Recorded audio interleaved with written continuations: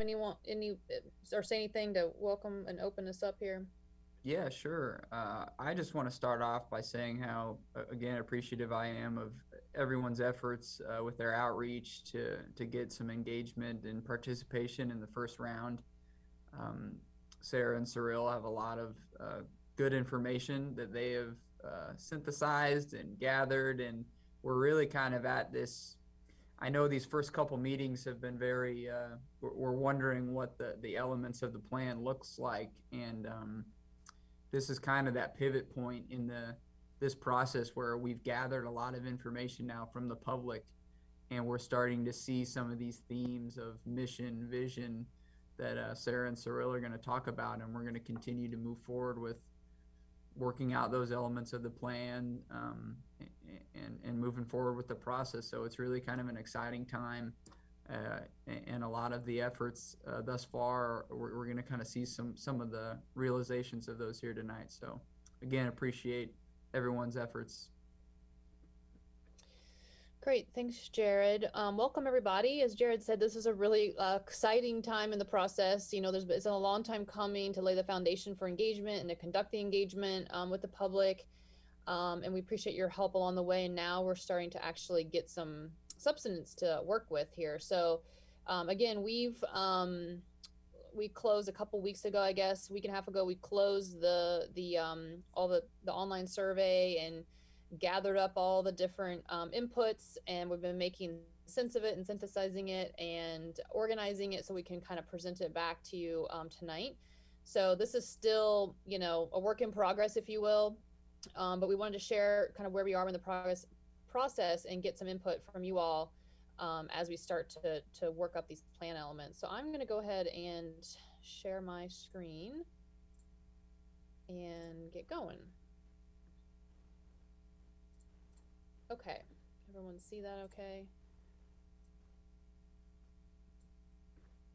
All right, so tonight we are gonna share and discuss input from the round one engagement, and we're gonna share about who we heard from, so some demographics in the participation, and then what we heard, and we're gonna frame it back to you in a way that gets us into discussing the plan framework elements a little bit. We're not going to be able to get through all of it tonight, and all of it in a detail. We are going to have a work session later in May, that May 27th work session. We'll talk more about that. We're going to be kind of getting into more of the details then. And we want to, in our wrap up and next steps, we want to share about our next round of engagement, which is coming up beginning of May, because we're going to need your all's help to kind of get the word out about that one as well. We're going to take a little bit different approach to that one, which we'll share.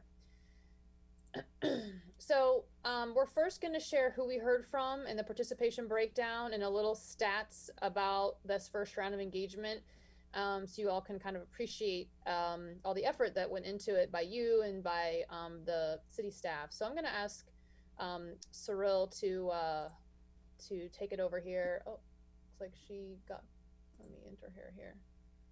Maybe she was having some Zoom issues tonight, so she may not. Cyril, are you there?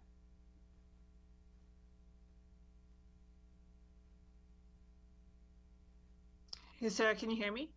Yeah, I can hear you. Are you there? Yeah, I'm here. Okay. Do you want to lead the publicity and communication slides here? Yep, I can do that. Okay, go ahead. Okay, so as Sarah mentioned, we have here a robust list of all the publicity and communication efforts, which was made possible by the city's public information officer, Vivian Uccello. She pulled together all this stuff to really get the word out. So as you can see, we've reached about 20,000 people just through paid promotions. So K-State Collegian, Pandora, the Mercury, utility bill inserts. We've also paid for radio ads and broadcasting, which reached at least 46,000 weekly listeners. And then we distributed almost 11,000 newsletters and emails to the recipients. And also, I just want to thank you guys for submitting your YouTube videos. That really helped. We posted the videos we have on the website to help promote the project. In terms of the website impact, we've been able to get about 5,600 plus or minus visitors to the site and about 800 people to register. And then, you know, those people taking part in the surveys and engaging. So, we've got a good traffic of people coming onto the website to be informed about the project and to participate. And those 800 registrants, I think, is a, we're building this from nothing, right? We're building up this base for this process and for this engagement platform for the community. So we're hoping, obviously, to continue on that. But we've got, 800 folks now that we can, reach out to for the, for this next round as well. So we're building up that base. Okay, so after the first round of engagement, after collecting all the input, we've had about 1,100 public engagements, which equates to about 5,300 total pieces of unique input. And in addition to the public engagement, we've been able to also meet with 5 external stakeholders through meetings, and also conducted staff interviews with all the departments. So together we did collect quite a bit of input, which we're currently going through right now, and we've begun to summarize all the themes that we've been hearing. Yeah, and this, I don't know, maybe this is sort of worded weird, but this was like the number of participants. We had over almost 1,100 participants here. Actually, Sarah, I just wanted to clarify. Sorry, the public engagement, that 1,000 public engagement that Jared and I talked about that, but that's also that you can think of that as submissions. So the line items we've received, and sorry, I wanted to further elaborate on that. In doing the public engagement, we've conducted the 4 virtual public meetings, the 2 online surveys, the 3 specific targeted surveys that went out to the military, the college students, high school students. And then the meeting in the box, which the community committee had conducted for us. Again, thank you everyone for participating in that and hosting the meetings with your groups and organizations. Yeah, so this, I mean, we feel really good about this. We took a broad brush stroke, and I think when you add up, all the different people or submissions, through the online surveys, it ends up to be an impressive amount of input for this first round. So we feel good about this going forward in the process.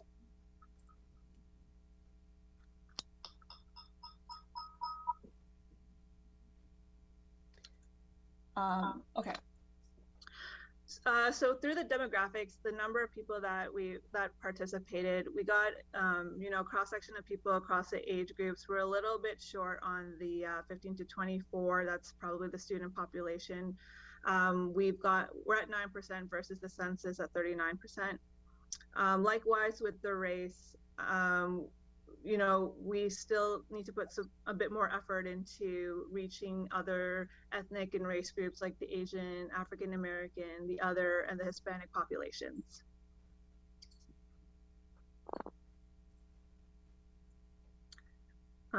With the tenure, we've got a good cross-section of reaching people who've lived within the city.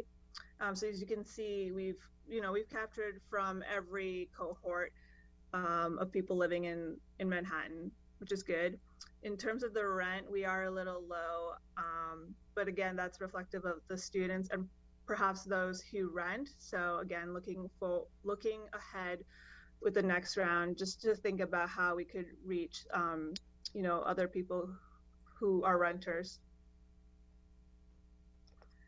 And then we looked at the people who participated in the different neighborhoods. And as you can see here, we have also got a good cross-section of representatives from the different neighborhood areas. We do have some information about the actual household counts for each of the areas listed here. So we're still continuing to evaluate how our numbers compare to the data that Jared provided this week on that. And then, like I mentioned, we did do additional surveys that targeted special groups.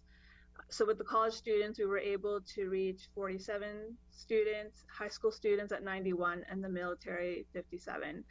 So this is a set of surveys that we distributed to these groups. And we also held 3 focus groups with the college students. Yeah, and we also we had a stakeholder interview with the social service agencies, a couple of them, the homeless shelter, emergency shelter there in Manhattan, and the um, what was the other one? I'm blanking. The Pawnee Mental Health. Pawnee Mental, yes, thank you, Pawnee Mental. So health. So they were very. I mean, it was a great conversation with them, and they. We asked them if they would have an opportunity to reach some of their, their folks that they work with directly to kind of help us get a little bit more input. So we packaged up sort of a simplified meeting in a box for them. They have some, community meals and different things that they do. And so we are following up with them to see if they were able to actually get us some input from the folks that are using those services. So we don't have anything back yet, but we tried hard to get them involved, and we are hoping that they were able to maybe meet with some folks for us. So kind of more on that. I know that was important to several of you in the committee, so we were working hard with them to try to connect to some of the folks and populations that they serve. So, based on the information that we've collected so far, when we're going into round two public engagement, we need to think about outreach efforts to reach the diverse ethnic groups, the Hispanic, Asian, Black, African American communities, college students, and then the renters. Yeah, so this is just something to keep in mind, as we move into, which is right now. We're in the moment now. We're going to be talking more about this at the end of the meeting, but as soon as you leave here tonight, you can start, inviting people to these May 6th events we're going to talk more about, and we really need to just keep um, trying to reach these groups, and we have a couple ideas on some of these to be a little more deliberate in the next round. Okay, so thanks, Cyril. We're going to share this PowerPoint after the meeting. So if you want to look at that, a little bit closer, if you've got any follow-up questions, feel free. But we'd love to get into the input tonight so that we have some discussion around what we've been hearing, and having you all kind of help us interpret and understand a little bit. So I want to start by just making sure that you all understand kind of our approach to the input review. So, we want to be clear that this is qualitative research, right? So, it's not a statistically valid. We know it's self-selected group. It's not statistically valid sampling, but we did get a good cross section from a number of elements. We knew we were a little light on the college students. We were a little light on some of the diversity elements, but we did get, and when people did engage, they provided us a lot of good input. The input was reviewed and analyzed blindly. It wasn't attributed to any, particular source. Input was not weighted in any way. It was all treated equally in the database. And we were really looking for ideas that coalesce or kind of hung together. We saw multiple entries that kind of are saying the same thing. That starts to become a theme or an idea around that. So we were really looking for those things that kind of rose up and bubbled up that were really important to the community as we looked at the input as a whole. So I'm going to share with you the input as I'm going to remind you what question we asked, and then what piece of the kind of plan element it's feeding.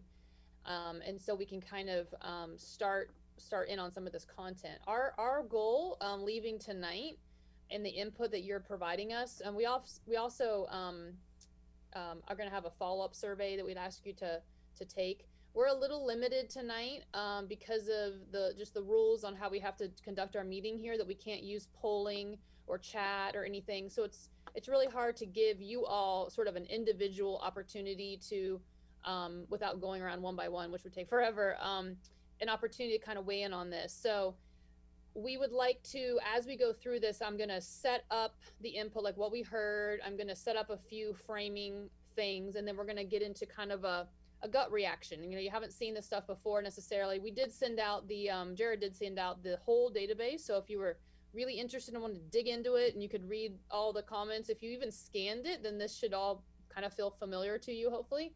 But if not, we're just looking for your gut reaction tonight.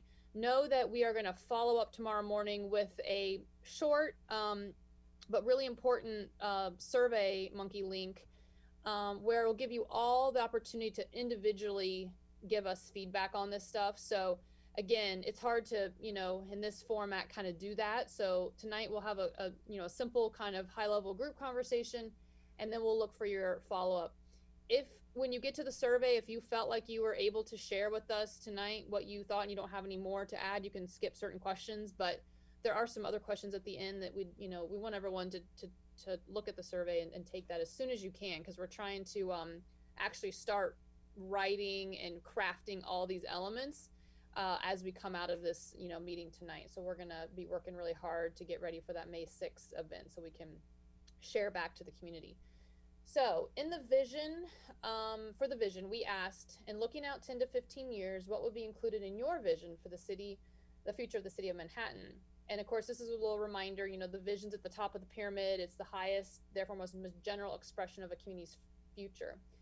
So this is what some initial themes that came out when we were reviewing the comments. So people said a lot of things around the quality of the community. They said things like it's vibrant and welcoming, diverse, safe. They said things around more options and things to do, amenities and opportunities. They saw an affordable and prosperous community in the future. They saw a diverse economy and more jobs. They saw a green community. There was a theme about sustainable, healthy, walkable community. They mentioned a number of different types of physical improvements and services that we kind of clumped under this heading here.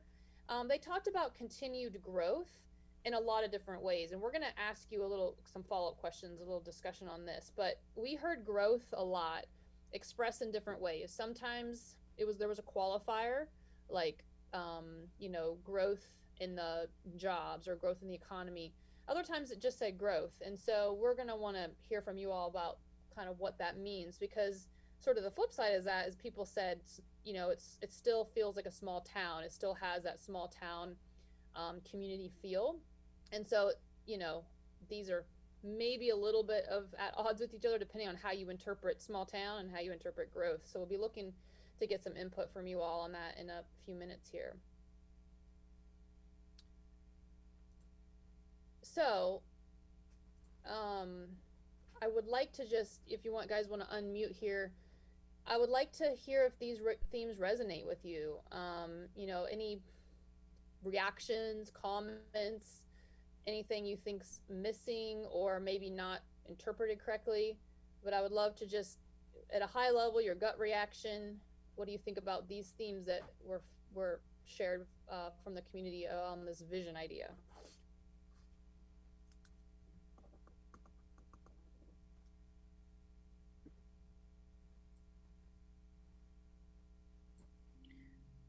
This is, excuse me, this is Maureen. I think you're going to find a lot of dichotomy and a lot of probably disagreement going forward with the people that want to keep the small town feel and the people that want to be bigger and better and brighter and more like a little Kansas City. I think that the people that want bigger and better and brighter and shinier are in the minority, but maybe noisier. So again, there's a big difference of opinion depending on who you talk to as to whether we need to stay small and cozy or we need to try to be more like somebody else. Yeah. No, I appreciate that. I was getting the feeling of that, and we've seen that in other communities where you've got, folks who've been in the community a long time, maybe feel a certain way, and then there's maybe a new influx of new residents and new people, and they feel a different way, and so there's that sort of push and pull. So I appreciate that perspective. Anybody else have thoughts on that or a different idea? Yeah, this is Linda. I would, I guess, piggyback on what Maureen said. The continued growth thing, I think, could be interpreted in a lot of different ways, because I know there is a big push for continued growth of diverse jobs in our community so that we are less reliant on the university and the school district and the fort to provide most of the jobs that are there.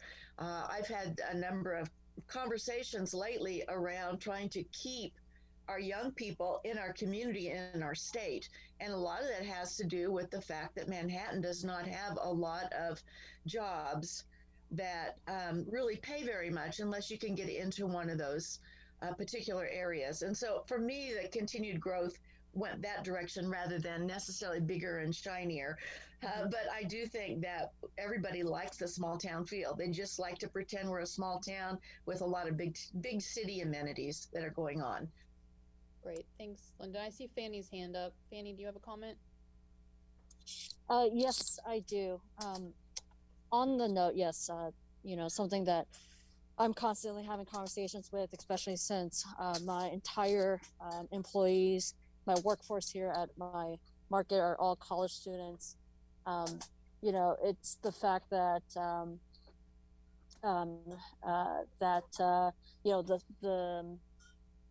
the ripple effect of COVID-19 and how everything is just getting more and more expensive, and it was already too expensive for many of our younger students to even just be here at K-State. And so I do think that if the city is serious about retaining its young talent, there needs to be a serious conversation on whether or not we as a city need to adopt a wage floor, and how do we do that while supporting small businesses who are in this, between a rock and a hard place right now because we're still dealing with the economic impact of COVID.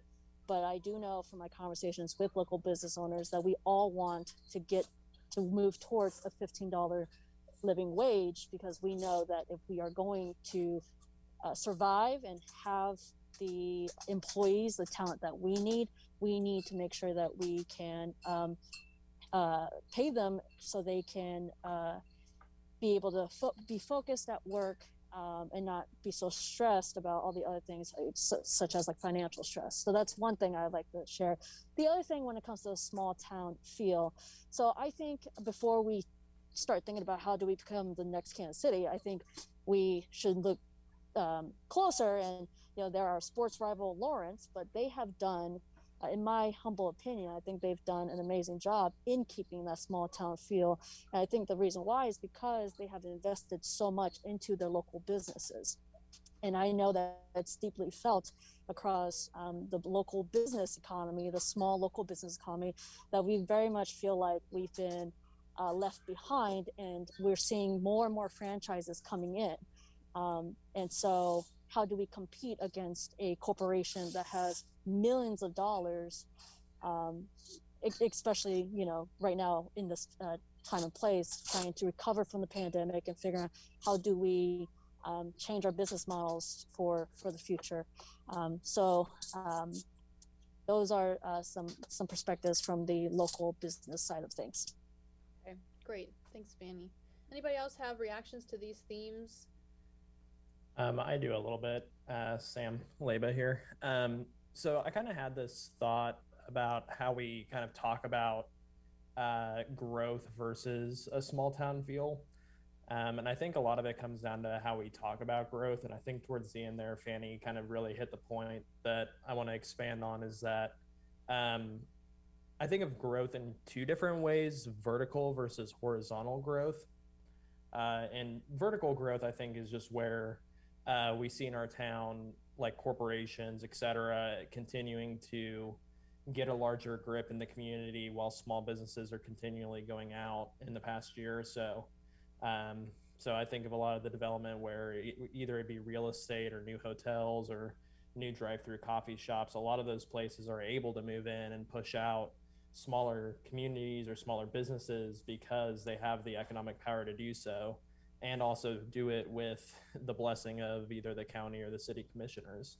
And so I think that when it comes to things like horizontal growth, where it's pushing money further and stretching dollars to and benefit smaller businesses, it can still maintain that small town feel because the money is staying locally and not being outsourced to large corporations. Also, sorry about my dog Trotsky. He hears me talking and gets crazy. But I think that kind of crystallizes for me how I understand and how we can balance growth versus the small town feel. And I think a lot of people that are in the small town feel group would understand that if we differentiated between what we're doing is not to push out community members, but to make them feel more at home. Yep. Thank you for that. That's great. I see Josh Brewer has his hand. You have a comment, Josh? Yeah, I, I think I'm really curious about this, uh, culture as somehow dichotomous. I don't see these things as really being comparable. I mean, I think a small town can have a growth mindset, or a small town can stagnate just as Detroit can. So I think one thing that I see within a lot of this is that we have a broad section of our population that is really lucky that we have a lot of people come through this community. Some of them spend 2 years, some of them spend 5 years, some of them spend 30 years. But they're all looking for a way, an on ramp into that is the, in some ways, the role of the city government is to ensure that we have plenty of those on ramps. Great. Thanks, Josh. And I see Brett's hand. Yeah, I was just going to add that I think the term growth or the term small town feel can be a little bit polarizing or divisive. Whereas when people say they want growth, a lot of times what they may be referring to are all the bullet points listed above it on this slide. Mm-hmm. And when people say they want to keep a small town feel, often they're not opposed to many of the bullet points above growth. So I wonder if, avoiding kind of blanket terms like growth or small town feel, but focusing more on some of the specific, kind of targeted, examples are a better way to approach, kind of this broad vision. Yep. No, that's a great point. Thanks, Brett. And I see Jessica's hand.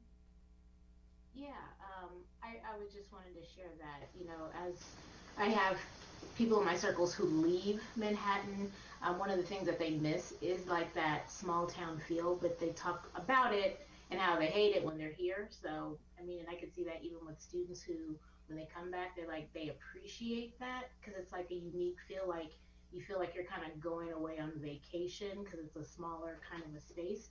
And so, I think that's a unique aspect to like who is Manhattan. And so when you see that change, it's like what's happening here. If you're going to have people who don't understand, why, certain people love purple or anything like that in that change. And so that small town feel is also like the culture of the community, the ability to have some familiarity with where you're at, which I think some people make that a part of their quality of life, to be able to have that kind of connection. I'm 100% in agreement about the on-ramps. How do you get into it? Because when you think about, it's welcoming or it's safe, that's usually when you have a connection point or somebody. So if something were to happen, you have people or a space to go to. Mm-hmm. But then where we're located, you don't always want to have to go to Wichita or Kansas City to like get stuff. So you want some of those things for your own convenience. But then on the other side, like as a business, if the community doesn't support it, how do you make a profit as a business? Mm-hmm. And then the affordable, but then prosperous, like the area, even if you look at the sprawl, it's kind of hard too, because what you want, but the way that we are the smaller space, it costs to live in Manhattan. So then you have to go out to some other spaces, but you also want your community to be, where you have your parks, manicured, you have your, all these different things that you're able to do to have that variety of life. But like I said, that cost, but you're looking at it from a smaller population. So those are just some of my thoughts. Okay, thanks, Jessica. And I see Mike's hand. Yeah, I think that I see, as I look at it, I see six of the 8 themes can be fairly easily measured. They're more objective. Mm-hmm. 2 of the themes, the first and the last, lend themselves more to our personal definition of what we were looking at and what the theme was, because what I say is a small town feel might be different from the people that were surveyed. Also, how do you measure diverse, welcoming, and vibrant? Those are relatively subjective items that it'll be difficult for us to put out things that we want to measure that indicate that Manhattan's going in that direction. Mm-hmm. Thank you, Mike. Hmm. Benjamin? I was just going to ask a general question. How do these themes compare to other communities you've worked in? Are there certain ones that you hear in all communities? Are there some that are unique to Manhattan? Yeah, That's no. all I have. Yeah, no, that's a good question. And I'm actually going to share with you on a couple slides some examples from other communities. One thing that I think is, and this is, I guess I would say, when we ask people about their vision, we do hear a lot of different things. And really, I think what's part of this group's job and our job as we work through this and then going back out to the community in May, is to try to really distill it down to the most important. Remember, we're at the very top, right? We're going to have other things supporting this. We're going to have, goals and objectives and specific actions. So you don't have to say it all in your vision. You need to kind of figure out what's the most important aspect, and then everything else kind of supports it. And I can show you some examples of that. I think this continued growth and small town feel are kind of, for at least from the projects that I've worked on recently, kind of unique sentiments. We hear a lot about the quality of the community. People want to be vibrant in the future and have things to do. We almost always hear something about jobs and economy. We sometimes hear about sustainability depending on the mindset of the community, but that doesn't always come up everywhere because they're not always as tuned in to sort of the the sustainable ways. Some communities are not as oriented that way. But I think that this kind of, I think this poses a really interesting question that the conversation around this idea of, and I mean, it's, if you look through the comments, you will see growth, and some people qualify it about what they mean, but you see it a lot. And so that's why I wanted to bring it up tonight and kind of get your all sort of help us interpret kind of what that means when people use that in Manhattan. Because again, I think you're right. Everyone has a sort of a different take on it. Everyone also has a different take, to Mike's point, about what does it mean to be a small, what does it mean to be a small town? What is that, it's not like necessarily the physical, like it's not a big population or a big land area. It's maybe just the community connections and the feeling and the welcomeness and the friendliness of people, right? So anyway, there's a lot more we can unpack here, but for me, I think the growth piece and the small town feel are ones that are kind of unique here, and something I think we're going to want to wrestle with a little bit as we move through this work. Let's see, I see Greg's hand. You have a comment, Greg? Yeah, I think it might be a little bit helpful to think about continued growth and use opportunity in place of growth in some of those. Yeah. I think a lot of, especially with the economy, the jobs, the affordability questions, people would really like more opportunity.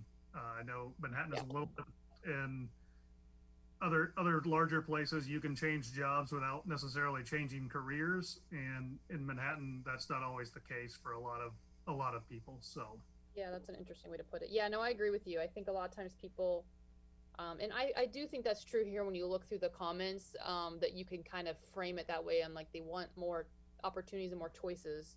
But I like that framing of sort of the change the job without changing career thing. Okay.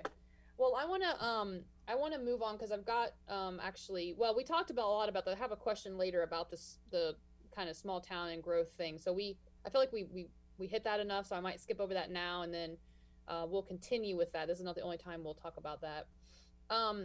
So here are some example vision statement formats from other communities. So I wanted to just, again, we're not necessarily dissecting these from a content standpoint, although I think they're kind of interesting how those ended up, how these came to be. And these are all projects that I worked on, so I'm familiar with them if you have questions. But this is a simple statement, right? It's just one sentence.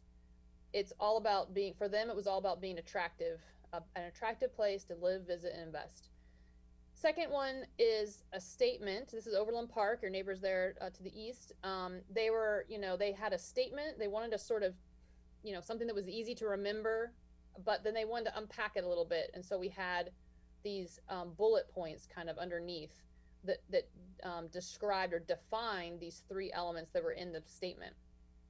And then Valparaiso here, they had this one kind of, overarching thing. And this one was interesting because it was all about being civically engaged. That's what they cared most about. When you boiled everything down, it was about them being civically engaged. And then, of course, when you read their statement here, it unpacks some more stuff. But again, it's a one statement, simple statement that then has like a backup here. So I want to think a little bit about the format, right? So we talked a little bit about the content before with the themes, and that was helpful. Now I want you to think about format, and thinking about these as a starting place for how to think about that.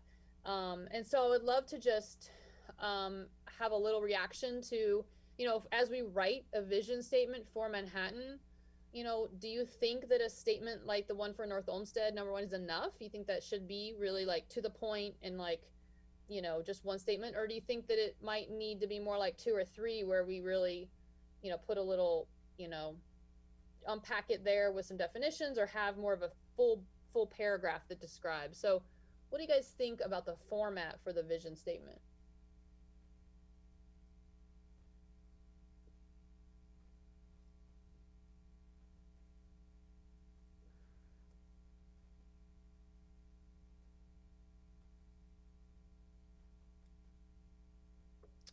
Thomas. Yep, Thomas, thank you. Hi.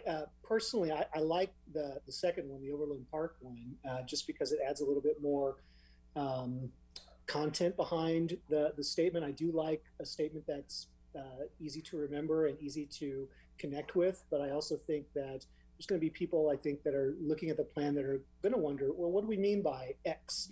And to have that little bit more information, I think, just adds a little bit more depth to the statement, and adds a little bit more clarity and aspiration to the vision.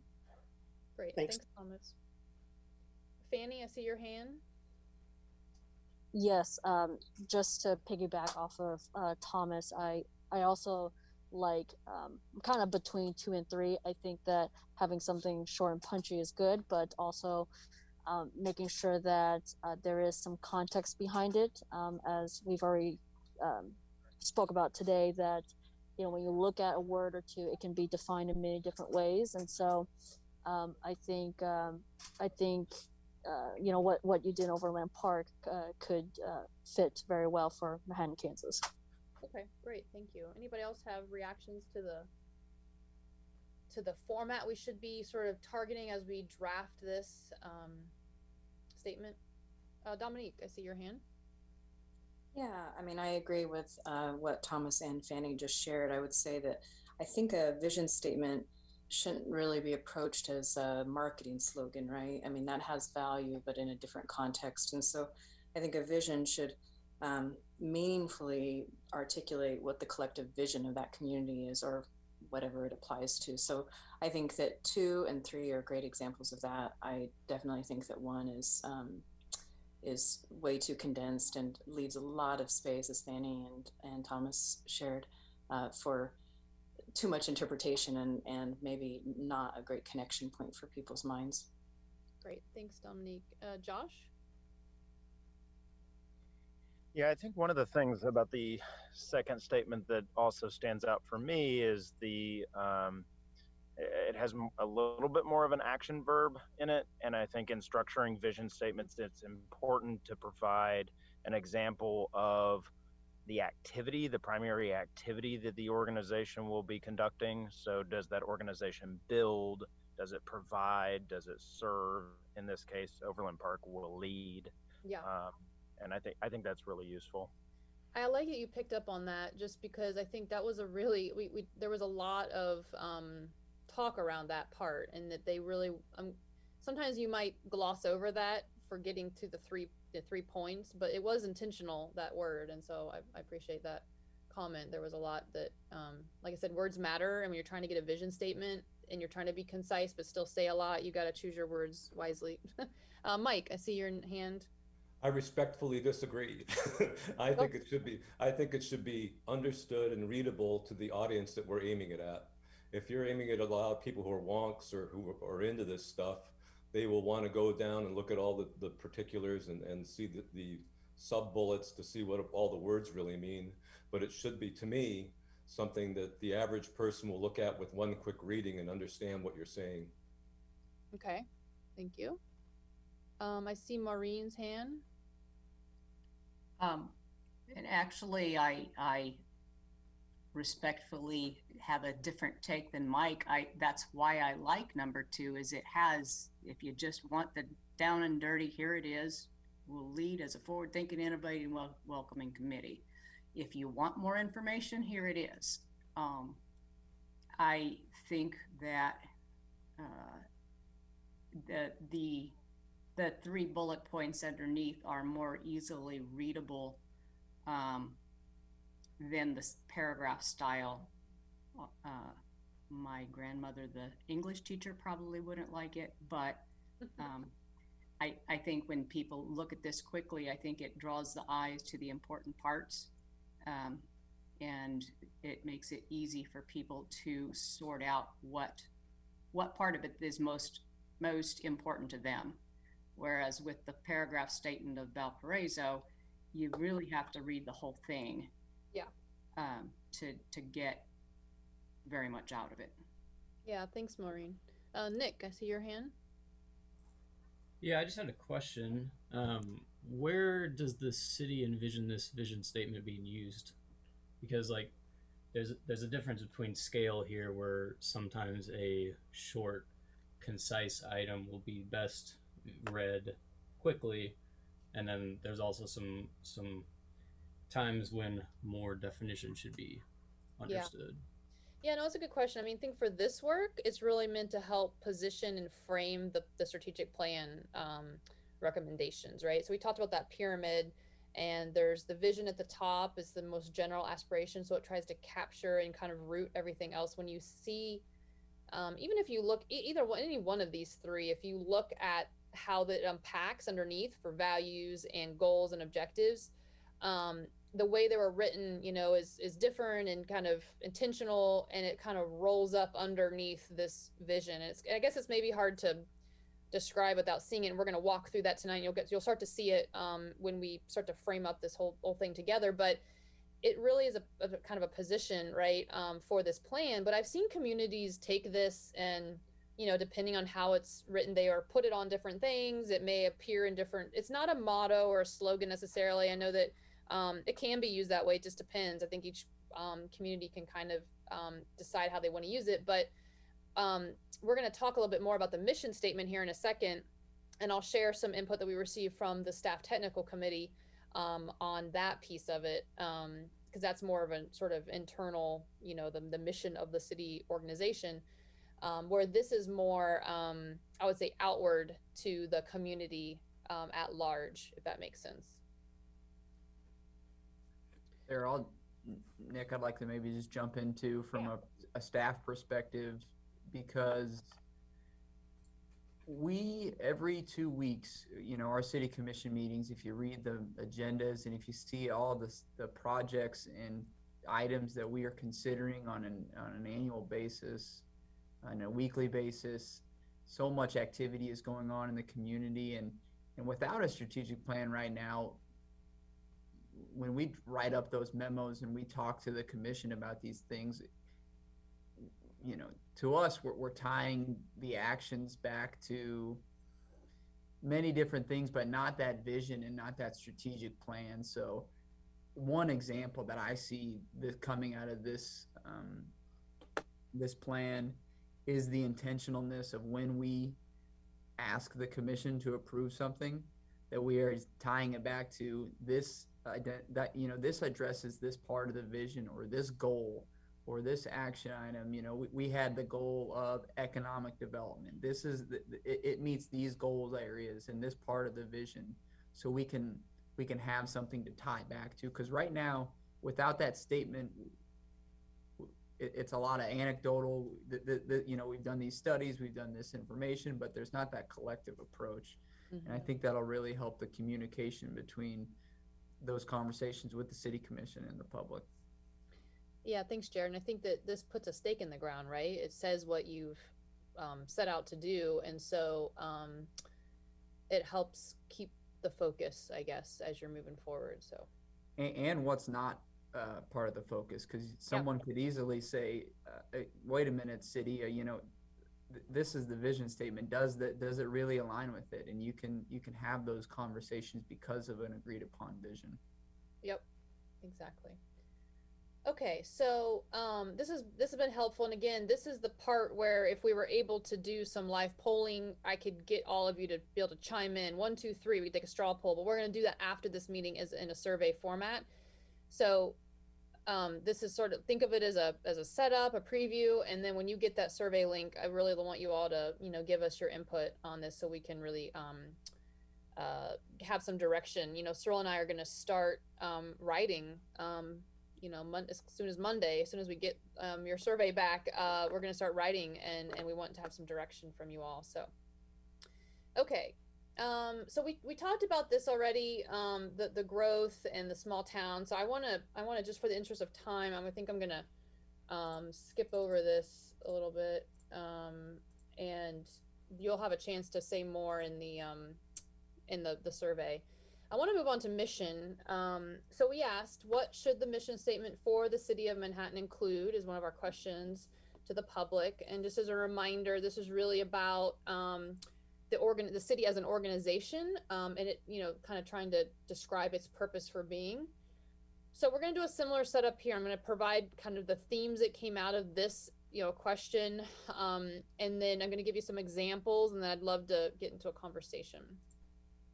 So the things we heard about what people in the community were really looking for from the city is that they really wanted the city to be open, welcoming, inclusive of all people, to be forward-thinking and innovative in services, solutions, programming, and opportunities, to be transparent, accountable, and fiscally responsible, to contribute to a high quality of life with amenities and opportunities for its residents, and to protect natural resources and the environment. Those were really,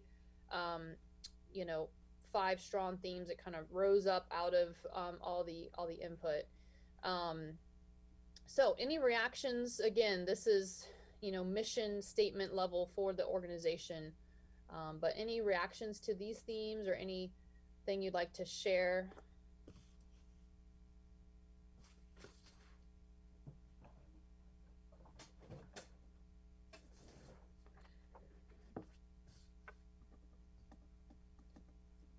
Mike?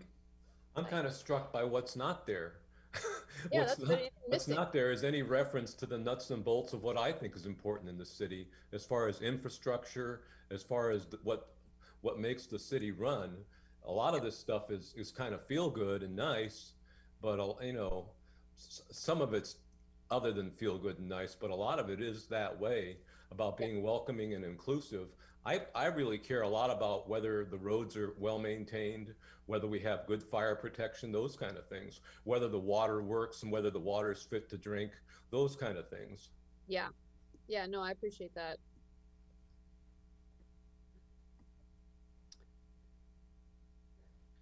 I might push back on that a little bit, Mike. I mean, I think about what is the mission of the city versus what are the activities of the city.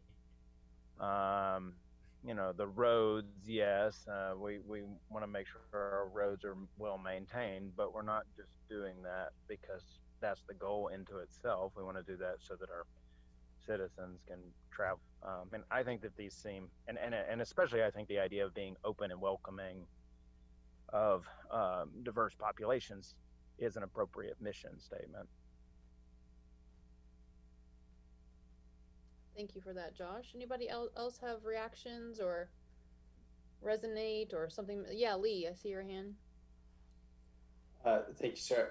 For me, I feel like the mission should, in a short, punchy way, address, kind of to Mike's point about this, these are the things the city should do, with the idea that when Jared and his team sit down and they look at the details, get in the weeds of a particular policy, they're asking, does it fit this 30,000 foot mission of the city? Because if this project doesn't fit our mission, we shouldn't even, waste staff time and resources on it. So is it roads? Is it infrastructure? Is it economic development? If it's, some complete pet project that doesn't fit that mission, don't waste our time, kind of thing. So that's how I view these on a personal level anyway, these kind of going actually hand in hand. Great, thanks, Lee.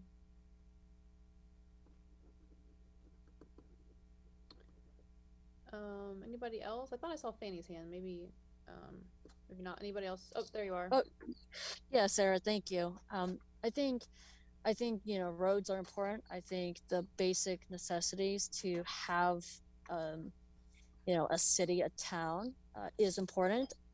But I also know that so much of that, even including funding, is not always in the city's control. For example, so much of the road construction that is happening in Manhattan, a lot of that money is coming from the state. And so when I think about a mission statement for the city, we have to look at things that the city has full control over. So, by no means do I think that we shouldn't have roads. If we don't have roads, good roads, of course, that means people can't get to places. And that's something I enjoy about this town. I studied in New York City, so I know a lot about bad roads. But I think when it comes to a mission statement, when it comes to a vision statement, when it comes to all these statements, I think we need to decipher what does the city have full control over. Great, thanks, Fanny. Maureen? Additionally,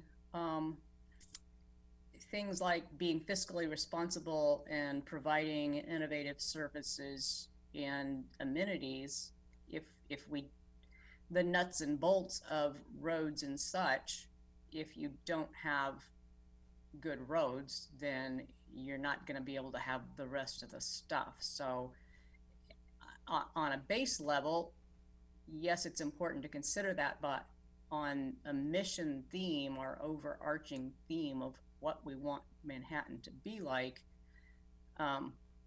is it really just that we want good roads? I think that things like good infrastructure are implied in several of these statements. Yeah. Thanks, Maureen. Mike? Well, can you hear? Hope you can hear me. Yeah, I think so. Yeah. Yeah. Well, personally, what I think a mission statement does, it sets priorities for. This is from my military background. When I got a mission, it told me what I had to do, and then they had other things that built up to that. The mission is the most important things that you have to get accomplished. If you load the mission up with too much stuff, people get confused and start going in a lot of different directions. Now, if you think that the list here is the most important stuff, great. I don't happen to agree with that, okay? But that's where I'm coming from on it. Yeah, that's an interesting point, Mike. And I want to just pause here for a second about a comment that came up in the staff technical committee meeting yesterday. We went through a similar exercise with them to get their input, of course, from the staff perspective here. But they were and actually it came out when I started to show the examples, which maybe you'll see that when I advance the slide here. But there was the talk about the mission statement versus a motto, and something that's like trying to capture the some of the stuff that's more catchphrase like, or something people can rally behind, give the staff something to really like reach for. It's on the it's on the wall, it's on the memos, it's something that kind of pulls everyone together and charges them up, versus like what I think Mike said, like really what is the main purpose, what are we really taking care of here with the mission statement. So I think I would encourage you to think about that difference, because we maybe circle back with that. I think there was an interest from the staff about maybe thinking of the mission from that perspective, but then also developing a motto that would be, something that the city staff particularly could rally behind. But I think, the community would appreciate that as well. Dominique, I see your hand. Yeah, I mean, Mike, I hear you. I think part of what I'm hearing is simply that your orientation to the word mission may be, well, I mean, you have a particular orientation to that. And so I think where that particular orientation becomes potentially problematic is that if we think about, operational measures or process outcomes, so to speak, the list would be, I mean, it would just go on and on and on, right? I mean, there's no doubt that the city staff already function with goals and objectives and operational and procedural guides, right? So for me, that's where all of those things are listed, including how vital infrastructure is. So I really feel like Josh articulated it just perfectly, which is, thinking about those operational measures as, how should I say that? That we want to think about what would those outcomes lead to, and then for me, that is whatever would be bound into the mission statement, right? Whether I agree or disagree with what's listed on this particular screen, I think that if a mission becomes an entire list of everything that the city is responsible for, it's no longer highly accessible. So then the question arises, which is part of what you were just addressing, Sarah, which is what do we want the mission statement to serve? What function do we want it to serve? Do we want it to be an operational list of everything the city is responsible for, or is there another document that does that better? And is the mission intended for something else? So, yep. Thanks, Dominique. Jessica? Yeah, as I'm looking at this and I'm thinking to myself, what's happening in some of these other places as people are choosing where they want to live, especially as jobs are becoming remote and things like that. People want to go to a place that they like, and cities are trying to attract people to their areas. And so when I think about welcoming, when I think about inclusive, when I think about being able to be your full authentic self, I think those are the pieces where it's hard for cities to kind of corral around it if that's not already stated, because it's a lot of difference. And so it's a part of how do you make those things happen when it may be something that's not seen as normal for the area, because that's if you want people to be here. Because I know a lot of people who live in places where they may not have the greatest amenities, but they love the space because it's the people and the community that they have. And people leave other spaces even though they have great, services, because they're isolated, lonely, and bored. And so what I'm looking at is as the city is going to be approving different projects and people will present different, opportunities that will benefit the community. Those are some key pieces that we need to be clear on if we are going to be open. So when we find that that's not how some citizens are operating, that we can state that that's not who we are, or that we're working towards trying to make it more. And then, we're taxpayers. So those who choose to live in those areas, we pay taxes. And so hopefully that will fund the resources that the city needs to make sure that those individuals are taken care of well and stay here. Great. Thanks, Jessica. Caleb, I see your hand. Yes, I just wanted to say that in my opinion, we have to differentiate between what we value. So we may value people being inclusive, the city being inclusive, but for a mission, how do you define inclusive, and then how do you measure that? And so I think some of what we're using in the mission are more of our values, and the mission should be able to be executed on and measured so that we can define was the mission successful or did we fail that mission. Yeah, thanks, Caleb. One thing that I should say that we ask people a question, and then these are what people said, but it doesn't always mean that all the input. You'll start to see that there's themes overall to the input, but there may be certain things that we want to use for the mission statement, and other aspects go somewhere else. Like you said, we do have value statements that we're gonna, or ideas about values that we're gonna share in a minute. And so maybe that is a good distinction where we say, well, we know people said this as part of the mission, but maybe what they really meant was value. Maybe that slides over. So I think that's good to think about, how we use what we're hearing in different contexts. Okay. Let's see. I don't know if Jessica or Dominique, I see both your names. I'm not sure if they're back up or they weren't down, but if you have more things to say, I'm going to move on here in a second, but if anyone has any final comments on this. I just think about Austin, and I know it's in their mission, and I know that's what people say. I know, but like even how the city keeps certain activities or is bringing, it's a part of their mission, and so maybe even just the types of people or the types of businesses or the types of ideas is a part of their measurement for inclusiveness and difference and being open. That's just a thought. Yeah, and I was just gonna jump off from what you were sharing, Jessica.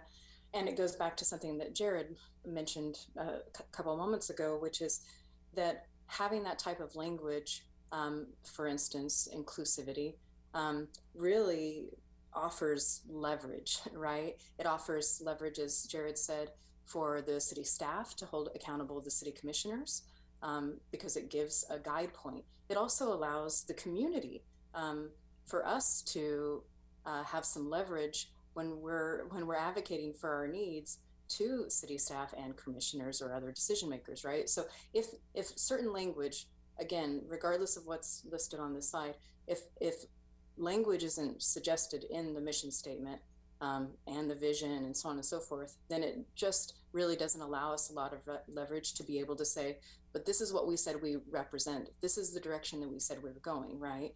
So, and then to speak to the point that Caleb made, I agree that whatever is included has to have metrics around it, right? We need to be able to measure that. What I do think, though, is that when we include that type of language, then again, it goes back to this accountability piece. Then it forces city staff and or other decision makers to find ways to measure those things so that they are being held accountable to themselves and to the rest of the community. So I don't think that those things are mutually exclusive. Thanks, Dominique. Josh? Yeah, and kind of a minor point, piggybacking on the language that's used in these mission statements. I think it is really useful to lead with a strong action verb in these mission statements, and to avoid the use of the sort of the be verb, and then to to say that we want to be open, we want to be forward thinking, we want to be transparent, to use these first 3 bullet points, and then just say we want to be that. Really to take the time to nail down what are the, what is the mission going to be? Is it to protect public safety, for example, or to protect, natural resources? But to really, through this mission, we want to be able to use this mission statement to hold the city staff accountable for their activities. Yeah, thanks for that, Josh. Okay, I'm going to move on in the interest of time, so we have a lot to get through, but you all have a chance to give us more input through the survey. So here are some just examples, just trying, not that they're necessarily good or bad, they're just examples of different sort of, again, thinking about the formats. We just talked about the sort of content side of it. City of Westerville is a suburb of Columbus here. Theirs is a basic statement, simple. They're about providing exemplary municipal services to their community. And they have this, a little bit more about fostering prosperity. And you've got here in Cleveland, they focused on a little bit longer statement. They've kind of got 3 things that they add a section about the audience, right? Like making Cleveland a desirable, safe city in which to live, work, raise a family, shop, study. So there's a little bit about the who. And then this Kansas City, Missouri one is kind of the, we'll call the kitchen sink approach, where they've really, they've put in the focuses, right? Public safety, neighborhood, they've got all the aspects of community life. And then they take it a step further and talk about how, right? In the pursuit of this mission, we use data to make decisions and measure progress. So there's that metric piece a little bit there, both, and what they're basing it on. So those are just some examples of 3 different kind of, from a simple to more, more involved mission statement for the municipalities. And then I'd like to share with you just some private companies. Now, I know private companies, it's a little bit easier because they have one singular focus, whereas the city is really complicated. There's a lot of things, different things the city is responsible for.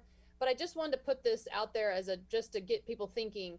You know, Tesla to accelerate the world's transition to sustainable energy, Workday to put people at the center of enterprise software, and then JetBlue to inspire humanity both in the air and on the ground.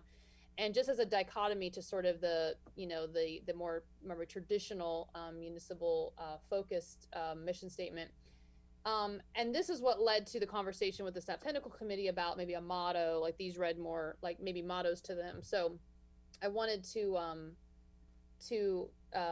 again, there's like a focused, there's an expanded, there's sort of what I call the kitchen sink plus a how statement, and then a catchphrase or motto approach. So I'd just like to note, feel again on the formatting, get your take, your gut reaction to maybe where we might want to fall for the format for Manhattan.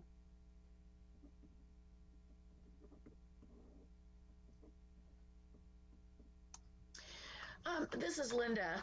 For me, the fourth one that you're talking about, a catchphrase or motto, feels like a vision to me.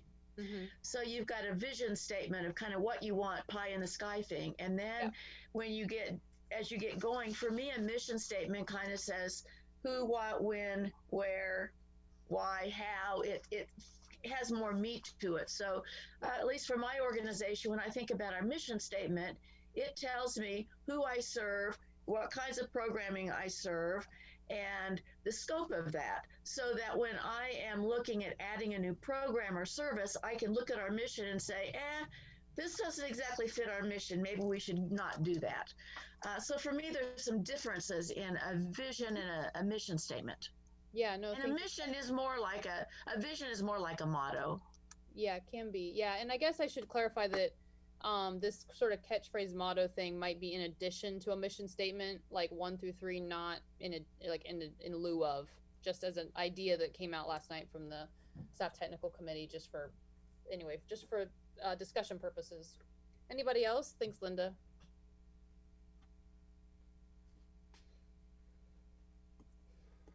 I have something that depends on the city.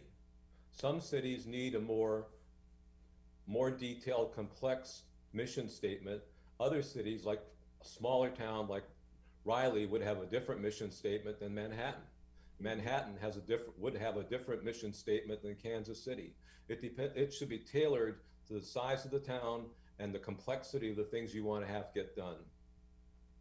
Yeah, exactly. So what do you think for Manhattan?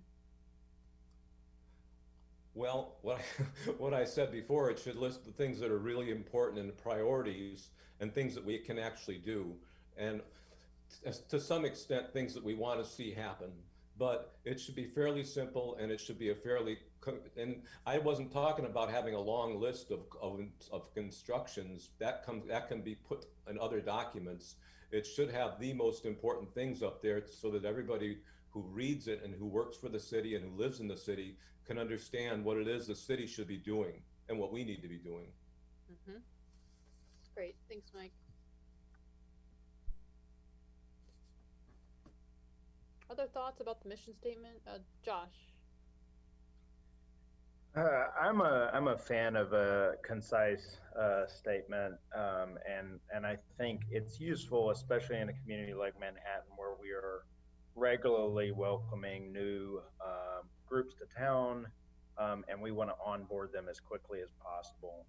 I appreciate in the fourth mission statement format that you have here, I appreciate that it leads with a kind of a peppy verb, and it's pretty clear that Tesla is focused on transitioning to sustainable energy and is open to getting there in different ways. And I think this is true also for our city, because if we've learned anything over the past year, it's that we need to be prepared to adapt in order to achieve our mission. Great, thanks, Josh. Michelle. Yeah, I was just going to say I agree with Mike and Josh on this, that the mission statement should be very simple. It doesn't need all those little details in it.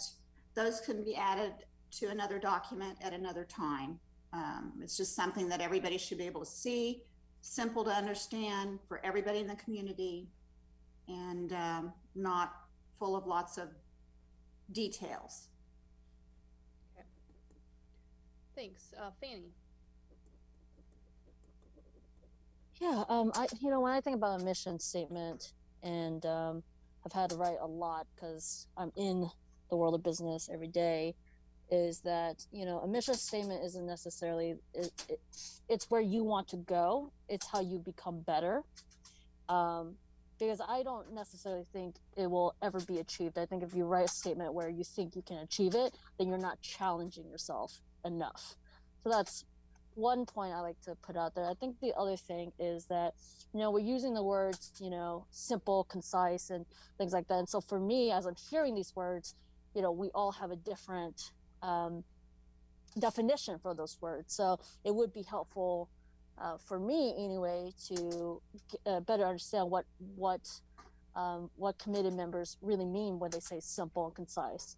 Is there, I'm just someone who very much needs that visual of it, so that way we can get more of that clarity. Thanks, Fanny. Anybody else want to chime in?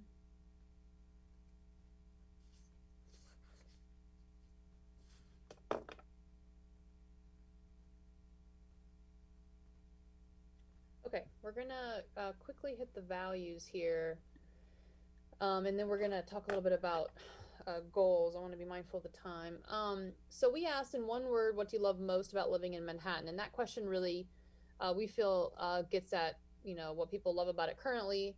It reflects what people care about in the community, and so you'll see some, similar. Again, we're starting to see similar themes here come out, but the values that when we themed this question, the people sense of community, friendly and welcoming, was definitely very strongly represented, what they love most. They also, K-State came up a lot, and being a college town. And then we heard things about the side, the small town feel came up again. Things like it's the right size, the pace, the ease, the calm came apart. Those are some exact words from a few of the answers. This sense of safety was important. And then there was this bucket around active lifestyle, which, lots of comments about the parks and trails and outdoor activities, the trees being walkable, bikeable, that sort of aspect that they loved. And then there was this one that was kind of a little bit harder to come up with one word for it, but it was sort of this idea of the culture, the energy, the vibrancy, the opportunities, the variety that kind of hung together as sort of another thing that people love. So the value, I think, again, understanding the purpose for each of these and sort of what we're trying to achieve. I think we've heard a lot of things here that as we start to frame these up, we're going to be really clear about, the purpose for each statement and what it kind of, how it serves in this framework for the plan. But I think the values really start to be the underpinning about, we want to make sure that whatever we're doing in the strategic plan, whatever we're starting to put forth, doesn't sort of go in conflict with what the values are of the community, because these are what people really appreciate and love about the community and don't necessarily want it to change on some level. So we have to be mindful. These become, I guess, sort of like touch points, if you will, as we move through the process. They sort of, they're a lot more straightforward in the sense that when we write these up, they're really like, as a community, the people of Manhattan value their sense of safety and their active lifestyle. They're much more kind of straightforward there, but they become touch points, I guess, for the rest of the plan in a sort of indirect way. So again, if there's any reactions to these, or you think something's missing, or maybe something's not interpreted correctly, but these are what kind of we felt like rose out of that, what people love about the community as it is today.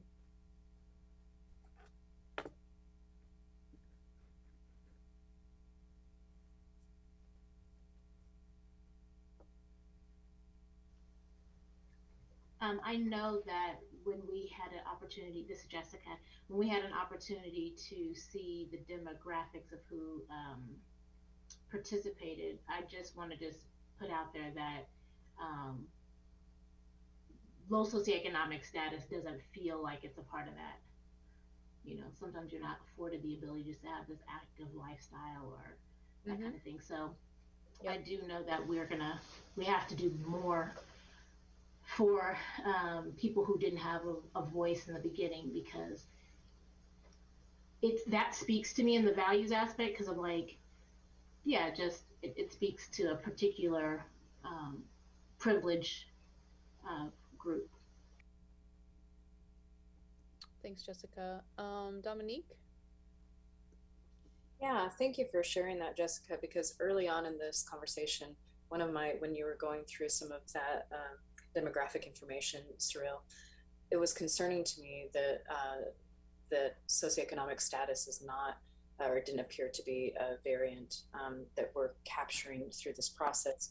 And so tying that to the idea of value themes, it's surprising to me that something like equity isn't on this list.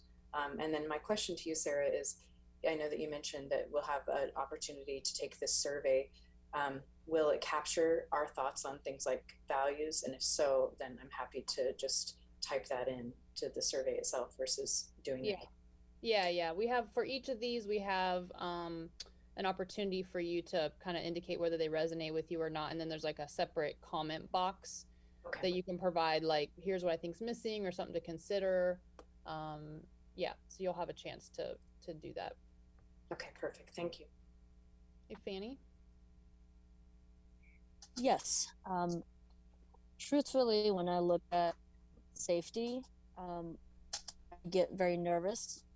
You know, as a young woman of color, we all know what's going on in the social climate of things. I would like to see, if we're going to talk about safety, we're going to prioritize safety, that's expanded upon, because safety for someone who's not my background is going to look different for me. The other thing that comes up for me when it comes to safety is that oftentimes when we think about public safety, we turn to the police department. And, you know, the police department here is structured in, it's you know, it's called Riley County Police Department. And so I know I'm kind of getting to the nitty of things here, but I think there'll need to be some clarity if we're talking about safety, in the sense that the Riley County Police Department receives most of its funding from the city, and yet it's called the Riley County Riley County Police Department. And so that's just something I want to surface here as we're talking about these. Thanks, Fanny. Mike?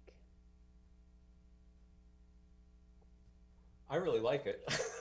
I like the themes that they have listed there, and I don't see how anything in the active lifestyle differentiates between socioeconomic status. All those things that they list there are free. Thanks, Mike. Josh? I have a question about whether these are the values that you pulled out, or whether the values that you identified fell into these categories. You may have already answered that. Yeah, so if you look at the section of the input where we ask people what they love, they said they would use words like friendly, or I like the welcoming nature, or I like, you know, there was some same wording, but a lot of it sort of we kind of bundled it up into these buckets. I mean, there was definitely Kansas State was said exactly, being a college town.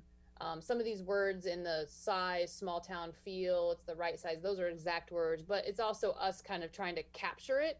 So that's where I think that, you know, having this group kind of interpret, and I would really encourage you to read all of the input, and if your gut is interpreting it differently, like, you know, I want to hear that, because there is some interpretation in this a little bit, but people used words like safe and safety. The active lifestyle, that's a word that we use that to describe a lot of the things that people said in the parentheses. Those were kind of the words. And then those words at the bottom in number 6 were kind of more direct. So, but there were, people can say different words, but it kind of means the same thing when you put it together in a bucket. So that's what we were trying to sort of do, is roll them up into sort of these 6 kind of buckets that we felt like represented most of the comments. There was obviously comments outside of this, but again, we're looking for stuff that coalesce together so that we're representing the most people's thinking. I think something to consider too that Sarah mentioned when we were talking about the vision was the ability to take this input and maybe move it around, because I agree with a lot of the statements about maybe some things missing. Yeah, equity was a good example that showed up, I believe, in the mission section. How do we, and the question and value were kind of different. We asked people what they loved about Manhattan to elicit some values from them, as opposed to maybe a more difficult question to ask is, what do you value? So in turn, we're going to, as we take this feedback, which is all great, taking these themes and turning them into that value statement. Sarah, is that kind of what, I remember you mentioned that to our staff technical committee about taking that to a value statement that informs the plan of, a statement of the city of Manhattan and the community value a sense of community. Does our action statement in this section meet that, help meet that value and reinforce that value of our community? Right, exactly. Yeah, we would like to work this up into it's probably a series of statements, not maybe one statement, but yeah, like capturing this and it becomes like touch points, like you said. Lee? So to, I guess, elaborate just a hair on what you were saying, Sarah, about different words meaning different things. I appreciate what Fanny was saying about when she reads sense of safety and associating that with policing, but I actually associated it with kind of my neighborhood experience. I mean, I came home from work tonight and my 3-year-old son's, playing basketball with my neighbor. I don't have to, I live in the Northview area and I still feel safe with my kids outside in the front yard playing. I'm not worried about, something bad happening to them, even though they're young kids. So I think of sense of safety in that there's still kind of this neighborhood community aspect to where I live, and that I can let my kids be kids and not have concern that something happens to them. Thanks, Lee. Thomas? Yeah, and maybe this is captured in the word opportunities or vibrancy. But one of the things that seems to be missing for me is, and I guess the word that best describes it to me is entrepreneurship. We talk about things that people think that are uniquely Manhattan. And I think restaurants and businesses, and especially those local Manhattan businesses, and is there any way that we can convey the value that type of entrepreneurship is desired and supported, so that it provides opportunities for people that want to try to create something like that, and they'd be supported? Yeah, thanks, Thomas. I do think, if I'm remembering correctly, that number, that 6 there with I feel like there was quite a few, if I'm remember, again, there's a lot of input, but that there was mention of like sort of the local, I think that's the vibrancy and the opportunities and variety was kind of, there were some references to like the local, retailers and local businesses there. So I appreciate that comment. And I think Sarah, Yep. I just wanted to jump in. It might not be captured in this specific question, but the small business and prosperity opportunities was certainly expressed in the other questions, and we did see a lot of that. So maybe not particularly here, but in other areas of the question that was reflected. Yeah, and we probably need, like, I think, like Jared said earlier, some of this stuff is a little fluid, and people share what's on their mind. They don't necessarily, I mean, again, we should almost think of it as like it's all up for grabs, right? It's all, and we can put it where it makes sense, use it where it makes sense, because a lot of it is kind of fluid, especially when we're starting to frame up the difference between vision, mission, and values. So, you know, we obviously ask and frame things a certain way because we wanted people to come at it from a certain perspective, but there is some flexibility in how we maybe start to shape this up. Let's see, Fanny. Yes, I just wanted to say one thing about referring to what Mike said about, you know, the active lifestyle being available to everyone. I think a lot of, and Jessica and Dominique have brought this up, is that this is not reflecting people of different socioeconomic status. Because when I think about where the parks are, where the trails are, the trees, what's walkable and bikeable, it's all in neighborhoods that are more affluent. And so I think that when we talk about equity, if the city wants to include equity in its values, that, you know, yes, we have these things, but are they in places that need the most? Because we do know that in some of our lower income neighborhoods, their main mode of transportation is biking, and yet there isn't infrastructure there for that. And so I just wanted to reiterate that I would like to see, if we're serious about equity, that socioeconomic status needs to be included as we're doing this strategic planning. Thanks, Fanny. Dominique? Yeah, just a couple things. So, and forgive me because I did have an opportunity to glean the data that was sent out, but I didn't get to spend a lot of time with it. So a question to you and Sril Sarah. You know, I know that this particular, it sounds like, based upon what you shared, Jared, that this particular question was framed as what, essentially, like in positive terms, what do you like? What do you think the city is doing well? Which is a great question. Was there a question there that also, though, took a slightly different orientation that got at like what the gaps are, what's missing? And if not, you know, moving forward to the second round of public engagement, again, that might already exist, so forgive me if it is, and I just didn't see that in the data. But if not, it may be good to have questions that frame from both directions, so that we not only get at what do people feel like, you know, what values or what things, you know, are happening that we really appreciate, we want to retain, but that also getting at what's missing. And so it could be the reason why we don't see things like, you know, equity as an example, since we are using it, is because if people don't feel like we have a very equitable community, and the question was framed in positive terms, what do you think we're doing great? Obviously, it wouldn't show up in that particular data set. The other piece, to just jump off a couple things that have been shared, I appreciate you sharing what that experience of safety is like for you, Lee.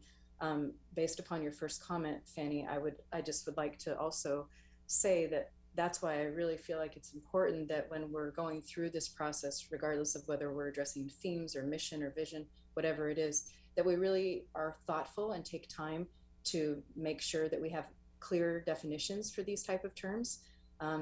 Because while plenty of people in the community may have that sense of safety, which is wonderful, that will be a radically different experience for a lot of other folks. It also speaks to the imperative nature of making sure that that when we are doing public engagement, that we have great diversity, especially diversity among people within the community that are marginalized, that are disenfranchised. So not only individuals that are socioeconomically not as stable potentially, but then also racial, ethnic diversity, lots of different types of diversity. Because I think if we saw those individuals equally or overly represented in the demographic, we would probably be hearing and seeing different things under these slide sets, right? Because I mean, Fanny just spoke to that too, in terms of like, and Jessica as well, around active lifestyle. But equity, for instance, is something that can be applied to any area, not just, you know, whether there's good transportation. That has to do with like, is it an affordable place to live? Can people survive here? How resilient are we? We can only be as resilient as as the people that struggle the most or the most vulnerable in the community. So just a few additional thoughts there. Thanks, Dominique. Josh? And I think what I'm hearing from this discussion is that we are reacting largely to treating outcomes as values here. To have walkable, bikeable infrastructure, I think can be an outcome that we all see pretty differently depending on our context. But I think it's really useful to have these values that we can rally around. If it is innovation, like Thomas was surfacing, or whether it's equity or some commitment to um, communication or accountability, whatever those single words are that we can really put on the wall.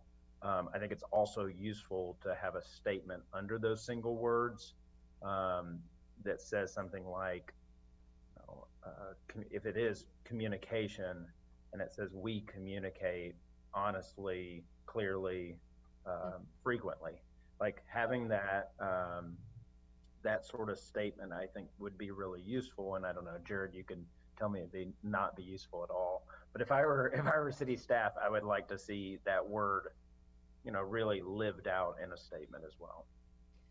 Yeah, thanks, Josh. I think it's our intention that these would be kind of expanded upon enough that there is like a little more meat to them, or sort of a definition like you're describing. And I think that's the safety one's a really good example of how it can be interpreted differently and people experience that differently. And in the input, a lot of people just said safety. That's all we got. So this group is really helpful for us as we're writing this, so that we can fine tune this and make sure that it's really looking at all the different aspects of safety that are important to the community in Manhattan. Okay, I want to move on. You guys are all going to have a chance to share more through the survey, but in the interest of time, I want to go forward a little bit into the goals. So again, these are not written. None of this stuff is written in its final. I guess I should have said that early on, but this is all just rough, kind of buckets and ideas. We've been really, working hard to look at all those, 6,000 comments to kind of start to parse out and really understand, and having your all's help interpreting and kind of questioning things so that we can make sure that we're really, working with this input and drafting up these statements appropriately. So again, these are think of them more as focuses. They're not written as goal statements yet in the final words, but they're trying to get the sentiments across. So we asked about outcomes that they were hoping to come out of this planning process, and of course a goal is a desired outcome expressed in simple terms. And so there's a lot of different things were shared as part of this, from like broad ideas to specific ideas. So this one was especially kind of important to kind of try to roll up and get some high level buckets. So that's what we tried to do here. Before we get into the community goals, though, I just wanted to, I guess I wanted you all to appreciate that we've been working with the staff technical committee alongside this committee. And we asked them to do some homework within their departments. We called it, it's around this 3-box solution. If you're not familiar with the book, there's a book about it. But it really focuses on this approach where, you're thinking about the core, right? So as an organization, whatever organization you are, you've got to like manage the essentials, right? You got to do the basics. That goes back to some of the conversation we had tonight about what should be included in the mission statement, and what do you really got to take care of in order to just take care of the basics. And then there's this idea of a box of the surrender, right? So maybe there's things, ideas, practices, attitudes that are inhibiting, the organization. So what are some things you can shed? What are some things that, maybe we should do differently, so that it makes room for the potential, which are ads, right? So again, especially in a climate where there's limited funds and limited capacity, you can't just add, right? You got to think about, like, is there, once you take care of the core, that's, that's protected. You've got these 2 boxes of sort of surrender and potential to play with. So we had them look through their, as a department, really dig into this a little bit, and thinking about all the different services and tasks and things that they do as part of everyday running of the city. And so this is all very different input than what we get from the general public, because the general public doesn't really fully maybe understand all that goes in behind the scenes of the city to make it run.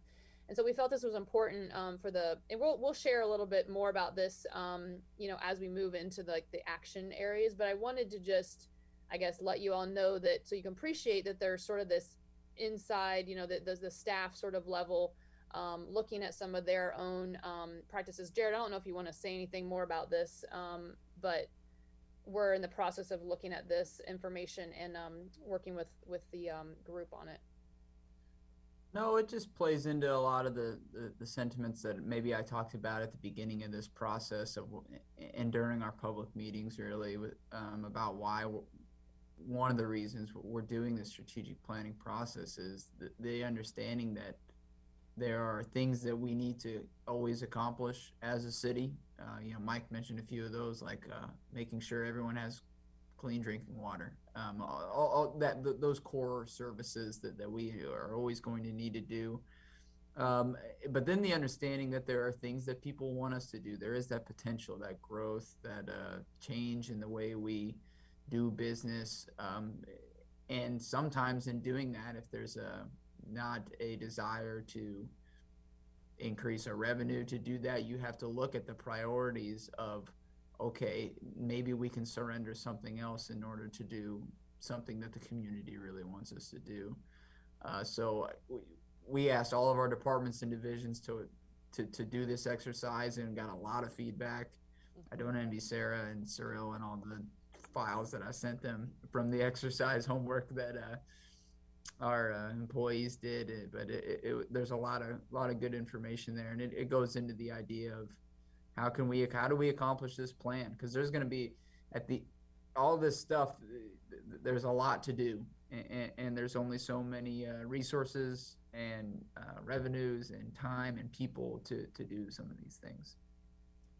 Yeah, thanks, Jared. So I wanted to just share that other sort of perspective, because obviously all the input that we've received, you know, that we're kind of analyzing has really been from those public meetings and online surveys and stuff. But we have been working, and we're going to talk more about this, but we are going to bring the two committees together in May and have a joint work session so that we can kind of work together from the community's perspective, but also from sort of the internal staff perspective, to kind of, again, work through some of these so that we can get to a manageable, you know, sort of a good goal and action list that accomplishes, you know, the community's goals, but also, you know, appreciates the sort of staff, you know, day in, day out tasks and resources that they need. So that being said, I'm gonna go through here. So here are, again, these 8 goal areas are sort of derived from the input and things that the outcome question that we asked, and they kind of, you'll see the themes here, but people really were interested in diverse employment opportunities and talent recruitment and retention, you know, keeping people here. We've heard that tonight about more than just, you know, K-State, Fort Riley, and the school district as far as jobs. This quality community that is attractive to all, that's a very broad category, but, you know, a lot of things rolled up under that about just this high quality and the expectation of that. And that's attractive to all. I think we did hear quite a bit about, and I think Fanny or someone hit on this, about the sort of I guess looking across the city and making sure that there was an equitable lens to infrastructure improvements and sidewalks and things like that. And so that kind of, I think, is captured there. This sustainability and being environmentally aware was a thread. This idea of improved infrastructure, facilities, and development. So, you know, housing and different, you know, again, bike lanes and roads and all that kind of fell into that. The high quality and variety of amenities, services, events, and programs. You know, people asked about, you know, gave any range of, you know, saying something general like that or saying something specific, kind of fell into that category. And then here you'll see the equitable piece. There was quite a bit about, you know, being equitable, and this access, you know, really came out in this question. It's interesting that it doesn't show up in other questions. Like, you know, there's obviously themes in this, but it's interesting that it was very strong in this particular question. This idea of transparency in the government as an outcome of this plan, really wanted more of that. and this idea of a well-managed budget, or like strong fiscal health. I think people understood that, that like anything kind of wrapped up with taxes and things like that kind of fell into that bucket. So that sort of represents, the sort of community's thoughts on that question. Now, this one, you can't do any of these other things. We can't really realize the vision for the city unless you've got a well-run city organization, where employees are appropriately resourced and staffed to realize the vision for the city. So this idea of like recruitment and retention of employees. So we added that ninth bucket, or kind of area, to kind of capture a lot of the things that we're hearing from the staff technical committee about, efficiency and how they're doing their jobs, and resources that they need, software, so that they can be more efficient, digitizing things, coming up to the 21st century, so that they can actually achieve more and do more for the community if they don't have to spend as much time, using archaic software or processes or things. So there was a lot of stuff we heard from the staff about just trying to, it's like getting your house in order, so to speak. It's like looking at what we're doing, how we're doing it, processes, and maybe questioning things that have just always been done a certain way. Maybe now is the time to really think about those things, and ask ourselves, is this the best way to approach it? So that's sort of a general. So those are kind of the buckets of how this starts to shape up. And then where this goes forward is, now we need to start actually, if you take each of these goal areas, you start being, specific underneath with these actions. Like, what are we going to do? What are we going to do about diversifying our employment opportunities and talent recruitment and retention? What can we do?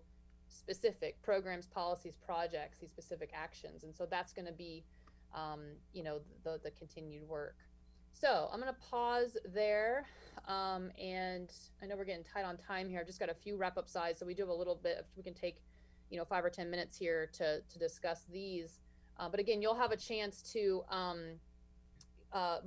work with these in a little more detail in the May meeting. We are gonna ask you for, in the survey, like which goal areas you're most interested in, so that in the May meeting we kind of come together and work up. We're gonna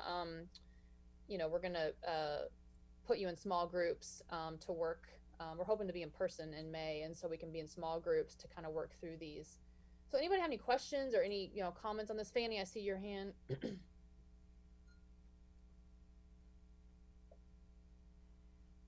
Sorry, Sarah, that's an old hand that was left old up. hand. Okay. That's all right. Anybody else have any? I know this has been a lot tonight. So we'll send this PowerPoint out. You all have the input.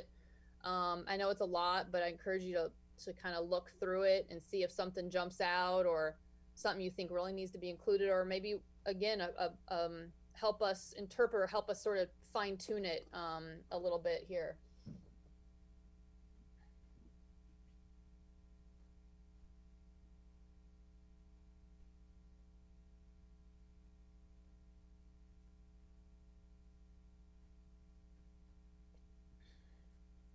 Oh no, you're running out of steam.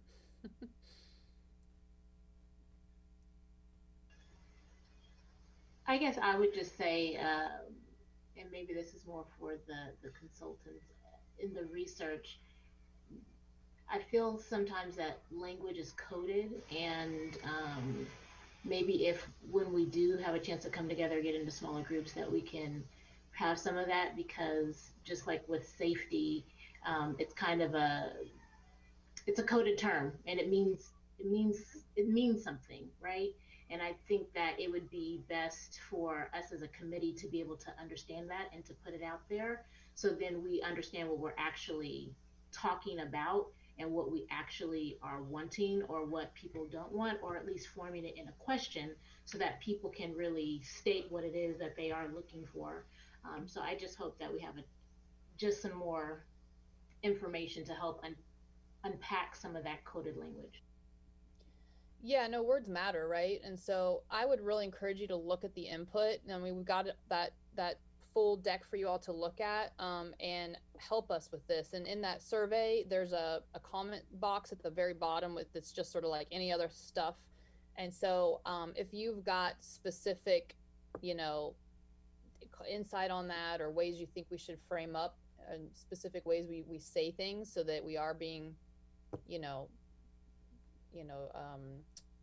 again, we don't want to be, I guess, we want to make sure it's resonating with everybody. So if you've got ideas on that, I really welcome that. We're going to be going out to the public with some draft versions of this same kind of this input back to them to say, hey, you told us this, and now we've framed it up a little bit more and worked with it a little bit in May. And we're going to be bringing that to you all in the May 27th meeting. So you'll get a chance to kind of work with that input again that we're hearing from the community. Again, this is an iterative process. So we take in input, we heard you say these things, and now we're going back out. I do really appreciate the comments about, we did miss demographics. And we really need your all help. I mean, that's part of your job to help us reach these different groups. And so in the second round, we could talk more about that once we share what we're doing. But we really need your all's help, who have connections into these different populations that are not as represented here, so that we can, the meeting in a box was really meant to be that we can go and kind of get these targeted. And some of you did those, and we really appreciate that. But we need more input, because we didn't, meet our goal of kind of matching the community's profile. So I welcome all of your ideas about how we can, make sure those voices are heard in the second round. And let's see, I thought I saw, Dominique. Yeah, I just want to speak to what you just shared, Sarah. While I do appreciate that it has been put on this particular committee, or the members of this committee, to network and try to capture or elevate the voices, especially those that are disenfranchised in our community. When this initiative first began, that wasn't made clear. I've had conversations at length with Jared about this, that while I think all of us are doing our part, we cannot be the primary source of pushing this and to those individuals and getting them engaged, right? So I think that, well, again, it is just saying that I think I speak for, well, I certainly speak for myself, and I'm certain that I speak to everyone else's commitment to trying to reach and capture and elevate those voices. But that's something that we certainly cannot be held primarily responsible for. And not only for this process, but really that then becomes a symbol of the way the city functions on a continued basis. So, and what I specifically mean by that is that, if there is a collective view of city staff and or other decision makers that, there's some things can be put out on social media, or you can let some people know, and then that is the way in which all community members, especially those that are disenfranchised, are being equitably and meaningfully engaged. That's a real symbol. And again, that doesn't reflect an equitable process at all. So I don't want to reveal too much of my sensitivity about that, but it is really problematic. And I think part of what I'm hearing when I'm having those conversations, and I can't have a ton of those conversations because I'm a volunteer, I also work a full-time job, I have plenty of other responsibilities like everybody else in this committee. Part of what I'm hearing is, well, how can we trust that this will continue, right? That this idea that that our voices will matter and will be meaningfully engaged, when that's never been the case. And so again, it's trying to have those conversations go, well, the city's trying to make this paradigm shift and do something unique and so on and so forth. But then if in this process itself, that's not reflected, then it really continues to degrade trust about what we're trying to share with people on our end and what we're trying to promote. So. Yeah, no, I appreciate that, Dominique. And we really, you can go back to that list of stuff that we tried to do with the city.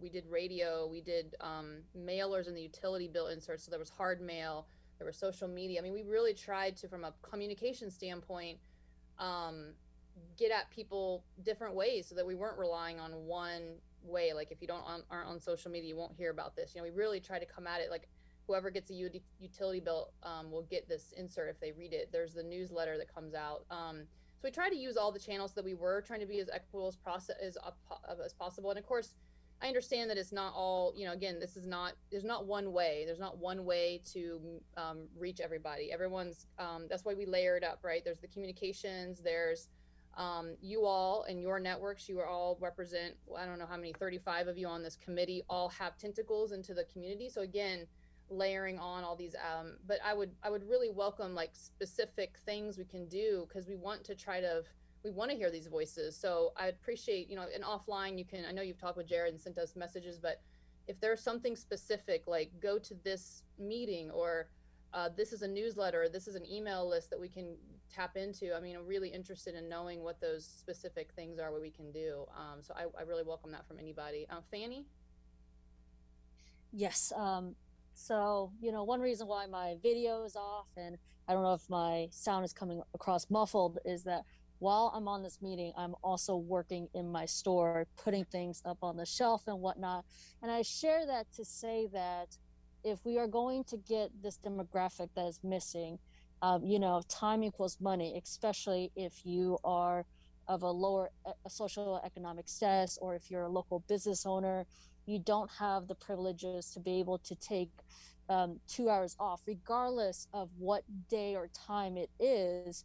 There are many people who work overnight shifts at the grocery store, people who, work very early mornings as hotel staff, et cetera, right? And so, I don't know where the funds would come from. I don't know how we would go about doing this, but I think, for us to see more involvement from these groups, I think, you can say, we can come up with all the words, all the language that, explain why this is a perfect opportunity to get involved, but ultimately 2 hours of sharing something is 2 hours of work that they could be doing to make money so they can eat tomorrow. And so I don't know what the specific thing the city or you can do to address that, but I do feel that ultimately it boils down to time is money, and people just can't get away from work if there isn't something financial that can kind of offset that sacrifice that they're making. Yeah, no, I agree with you. I appreciate that. Maureen?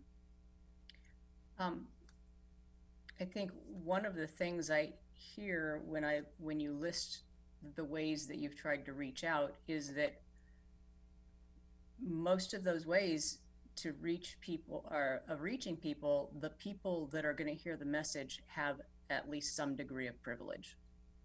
They receive a bill in the mail, or they have access to email, or they can pay for the newspaper. All of those things are things that some people don't have access to. Many people don't have access to, or if they do have access, like to Fanny's point, they don't have time to pay attention to it. One of my team members early on, our first meeting, suggested like palm cards at the community table where you can just capture like, hey, these are the things the city's talking about. Is this something, yes or no? What do you think about this? Are these things that are important for you or not important for you? Just yes, it's not going to be an in-depth value, but you can say, do you feel safe in Manhattan? Yes or no, and there might be ways to get to people who don't have access, time, or the mental bandwidth to do a 2-hour meeting or a 1-hour meeting, or internet access to get on a meeting in the first place. Sam? And to go off kind of what Maureen was saying, is also it seems like things like mailers or emails or putting stuff in the bills, it also puts the burden on the community to come forward. And I think a lot of times people don't feel like, even if they wanted to come forward, that their voices would be heard or received in a way that is engaging for them. And I don't really have necessarily have an answer to that problem, but I think that it's quite common that even if those people are being reached and they're from a background, they don't necessarily trust the process or have trust in the people that are in those committees to be heard or recognized, or to be prioritized in bureaucratic settings. Yeah, thanks, Sam. And we see this a lot in communities, and it's a hard thing to overcome. And we're asking people to trust something that has been done a certain way all along, and so they're either willing to come along with us or not. And so we want them to come along with us. We want to do as much as we can to show them that we're really trying, to do things different this time. And this is the first time. I mean, some of the messaging around, this is the first time the really city's done this, so it's a new thing for the city. And so I guess we're laying the groundwork here a little bit, right? And so it's going to hopefully build each time. So the city does this strategic plan. It's a 5-year kind of outlook. They're going to do it again, and hopefully through the 5 years, it'll prove to the community that, hey, they did this plan. They said they're going to do the stuff, and then they did the stuff. So I'm going to get involved this time. So again, it's an iterative. We're changing. We're kind of changing the course, or we're what's the word, like doing something a little different, steering the boat differently. And so it's going to take some time, I guess. And it sounds like in this community, it's going to take some time to really get people to trust. And, we're hoping that, you all represent a proxy of the community in your networks. And so we're hoping that you're on our, you're on the team, you're on the, you are hopefully talking to people and encouraging them to trust the process and come along. And that only time will tell as far as like how the implementation goes. But again, I think that we're trying to lay that groundwork. But it's hard to trust when things, and again, I understand, I hear the comments about, time and people, you got a finite amount of time, and, they want to make sure it's used appropriately, and they don't want to waste their time if they think this is just another thing that's not going to go anywhere. So, again, I guess I just want to appreciate that this is a new thing for the city. And so, I think there is a bit of a leap of faith here. But I know some people are going to have to see the proof in the pudding, I guess, to go forward. So I appreciate all these comments. We're getting really tight on time. I want to hit a couple wrap up slides because they're really important as we go forward here. And you all have a chance to give us some comments on the survey. We did do this additional input, the specific population inputs for the high school, college, and military. We have that best experience with city government question and experience that could be improved. Those are going to be we have looked at those. Those are kind of, again, a sort of, what's the word, cross, trying to think, I'm losing my brain here, but a way to kind of cross-reference the things that the city's doing well, we want to make sure we're continuing, and the things that, the city, that people see that want to see improved, that we're addressing during this plan. So they become kind of a cross-reference piece. So we'll be getting to that once we get some specific actions. So real quick, so I know we're tight on time here. We are planning for the round 2 engagement May 6th, and we're planning some drop-in events in person, in central locations. We're planning a downtown kind of happy hour event at the businesses. We got all the businesses kind of involved in that between 4:30 and 6. People can drop in, can interact. We're going to have some. We're still figuring out all the logistics, but some displays and a QR code. People, if they have a smartphone, they can interact on the smartphone. We'll have tablets, we'll have paper copies as well, so people can interact in different ways. We'll be at the We Fall Pavilion from 7 to 9. Again, it's a happy hour. A open house kind of concept. People can stop in, see the draft plan elements, in progress, and give input. We're imagining a kind of roadshow thing. So if you've got ideas on where to go, especially to reach, I hear you all about reaching these populations, but we really need some really specific things about where we can go to get them and get to them and take it to them this time. And we asked them to sort of come to us in a sense with the virtual meetings, but now's our chance to go out into the community. So where do we go? Where do we set up shop? Where do we put a poster with some information or some paper flyers where they can take and fill it out? So we really want to go out to the people in this round. So help us with that. If you've got ideas, please share them with Jared. But this roadshow idea is to take the same information, and maybe it's, in different locations, at a library, at the community center, and people can interact with the boards. And again, they can snap the QR code and participate in their phone, or they can do it on paper. We're going to have the same online activities on the website. And I appreciate Dominique, at the end of last meeting, I saw in the chat, you asked about a virtual, we talked about maybe an in-person thing in May, and you mentioned a virtual opportunity. So we really wanted to offer that as well, because there's people who may not feel comfortable coming out in person, even, with the ongoing pandemic. So, we will offer a virtual kind of Zoom platform meeting on May 10th. Our best time for the first virtual round we had was a Monday from 12 to 1.